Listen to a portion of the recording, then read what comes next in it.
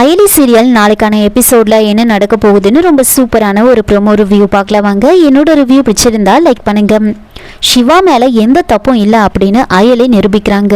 அந்த டாக்குமெண்ட்டை காமிச்சு அதில் இருக்கிற சைன் கபிலனோடது.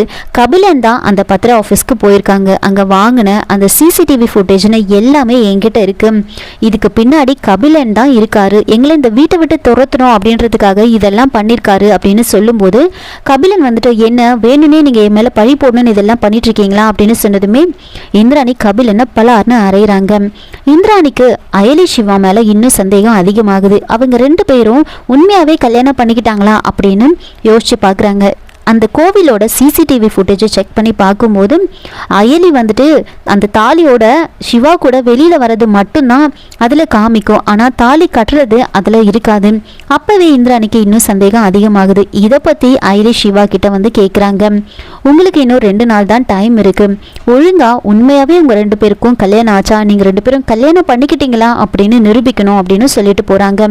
இதனால் அயலி சிவா என்ன பண்ணுறதுன்னு தெரியாமல் மூச்சுக்கிட்டு இருக்கா. இந்திராணி இன்னொரு பிளான் பண்ணுறாங்க. பேசாம தாலி பிரிச்சு கோக்குற ஃபங்க்ஷனை வச்சிருவோம். அப்போ கண்டிப்பா சிவா அயலி கருத்துல எல்லாரும் முன்னாடியும் தாலி கட்டி தான் ஆகணும்.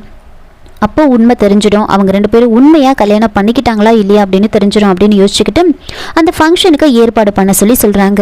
அப்போ ரித்திகா வந்துட்டு நான் இங்கே இருக்கும்போது அது எப்படி நீங்கள் அந்த ஃபங்க்ஷனை வந்து வைக்கலாம் அப்படின்னு இந்திராணி கூட சண்டை போட, அப்போ இந்திராணி உனக்கும் தான் இந்த ஃபங்க்ஷனை நடத்த போகிறோம் அப்படின்னு சொன்னதுக்கப்புறமா கூட ரித்திகா அதெல்லாம் நான் நடத்த விட மாட்டேன், அது எப்படி இந்த வீட்டோட மருமக நான், அவள் எவ்வளோ யாரையோ ஒருத்தர் கல்யாணம் பண்ணிக்கிட்டு இந்த வீட்டுக்கு வந்திருக்கான், அவளுக்கு நீங்கள் தாலி பிரிக்கி போடணும்னு சொல்கிறீங்களே, எனக்கும் அவளுக்கும் ஒரே நேரத்தில் பண்ணுறது எனக்கு சுத்தமாக பிடிக்கல அப்படின்னு சொல்லி ஆர்கியூ பண்ணும்போது இந்திராணி ரொம்ப கோவமா பேசினதுக்கு அப்புறமா ரித்திகா அமைதியாயிடுறாங்க.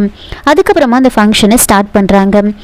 சிவா கழுத்தில் தாலியை கொடுத்து அயலி கழுத்தில் கட்ட சொல்லும்போது கரெக்டாக ரித்திகா எதையோ பார்த்து பயந்துடுவாங்க. அந்த கேப்பில் அயலி அதை யூஸ் பண்ணிக்கிட்டு சிவா கழுத்தில் கையில் இருந்த அந்த தாலியை வாங்கி இவங்க 3 முடிச்சு போட்டு அதை அவங்க கழுத்தில் போட்டுக்கிறாங்க. எல்லாரும் ரித்திகா பக்கம் திரும்பி பார்க்குற அந்த கேப்பில் அயலி கழுத்தில் தாலி இருக்கும். இந்திராணிக்கு பயங்கர ஷாக்கு. இப்படி திரும்பி பார்க்குற கேப்பில் எப்படி இவன் கட்டிட்டு இருப்பான் அப்படின்னு வந்து யோசிக்கிறாங்க. அதுக்குள்ளே எப்படி தாலி கட்டிட்ட அப்படின்னு சிவா கிட்ட கேட்கும்போது என்ன நீ இப்படிலாம் கேட்குறீங்க அப்படின்னு அயலி அதை சொல்லி சமாளிச்சிடுறாங்க. இந்திராணி பயங்கர டென்ஷனாக இருப்பாங்க. ஐயோ நம்ம பார்க்காம போயிட்டோமே, இப்படி மிஸ் பண்ணிட்டோமே அப்படின்னு இந்திராணி ரொம்பவே வந்து அப்செட் ஆகிட்டு இருப்பாங்க. அயலி சிவாவும் எப்படியோ நாம எல்லாரையும் ஏமாத்திட்டோம் அப்படின்னு ரூம்ல பேசிட்டு இருக்க அப்போ அந்த இடத்துல பாவை இருந்திருப்பாங்க.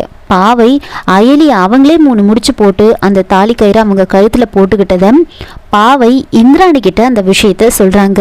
நடந்த எல்லா விஷயத்தையும் சொன்னதுமே இந்திராணி அதை கேட்டு பயங்கரமா வந்து டென்ஷன் ஆகுறாங்க. நம்மள இப்படியெல்லாம் ஏமாத்திருக்காங்களே அப்படின்னு ரொம்பவே வந்து இந்திராணி டென்ஷனா இருப்பாங்க. இதோட இந்த ப்ரோமோ வந்து முடிச்சிருக்காங்க. என்னோட ரிவ்யூ பிடிச்சிருந்தா லைக் பண்ணுங்க, மறக்காம சப்ஸ்கிரைப் பண்ணுங்க. தேங்க்யூ.